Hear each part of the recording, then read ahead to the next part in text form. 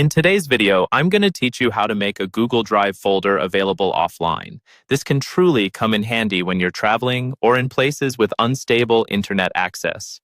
By making your files available offline, you ensure that you can always access what you need no matter where you are. To start, open your Google Drive. If you're not logged in, make sure to enter your credentials to access your drive. Once you're in, navigate to the folder you want to make available offline. It's important to note that you can only make files offline if you're using Google Chrome as your browser and you have previously set up offline access. If you haven't done so yet, it's a quick process worth completing. Once in the desired folder within Google Drive, locate the three dots menu option, which you'll find at the top right corner of the folder menu. This button gives you access to additional features and options. When you click on the three dots, a menu will appear.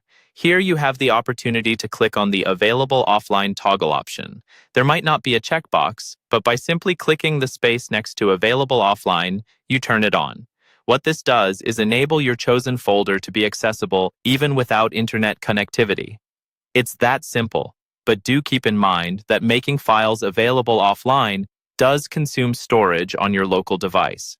So it's wise to manage your storage space properly, especially for larger files. Now that your folder is available offline, you can close your browser and test the offline feature. To do this, you'll want to disconnect from the internet, either by switching off your Wi-Fi or enabling airplane mode. Then, proceed to open your Google Drive app.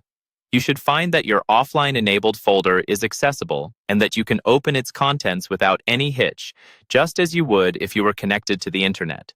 If you ever wish to disable offline access to a particular folder, perhaps to free up storage space or because you no longer need offline access, you simply need to return to that folder while you are online. Once again, click on the three dots menu and toggle the Available Offline option once more. This will revert it back to its default online-only status, freeing up device storage. So this concludes our guide on how